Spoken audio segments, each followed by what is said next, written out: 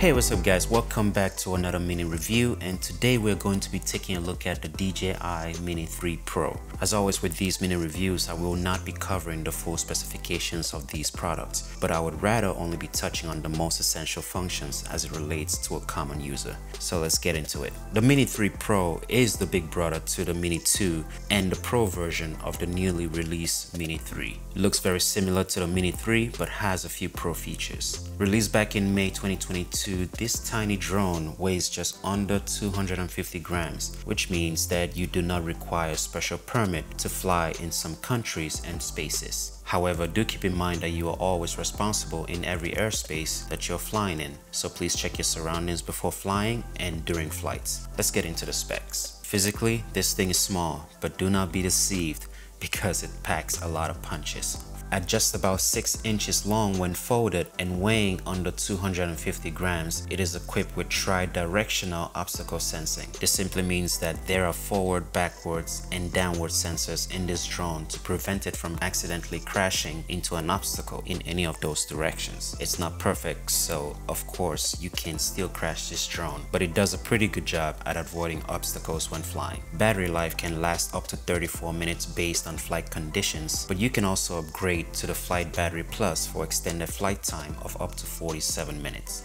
Speaking of flying, you can purchase this drone without a controller or with the DJI RC-N1 controller, which needs a smartphone to be used along with the controller to fly the drone, or you can also get this with this DJI RC controller instead with the built-in screen. In full transparency, this controller is highly recommended. Nicely constructed, very well built, it makes flying simply fun. While this boots up, let's unfold this drone and turn it on. It takes a bit of practice.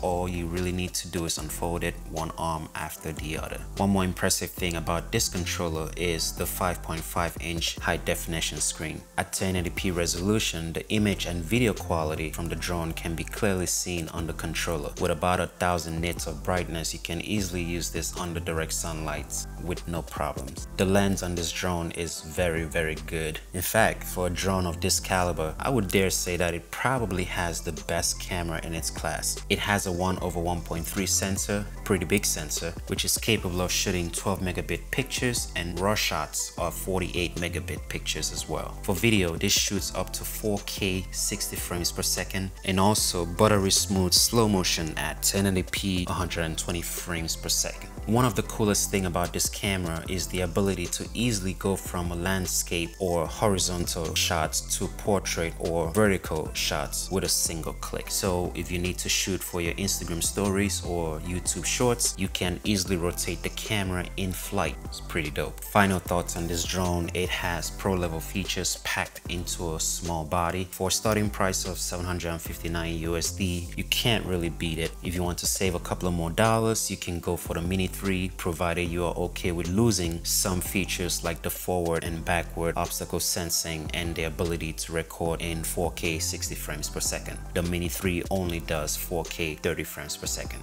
That's it guys for this mini review, and I'll catch you on the next one. But before you leave, check out a few sample shots from this drone.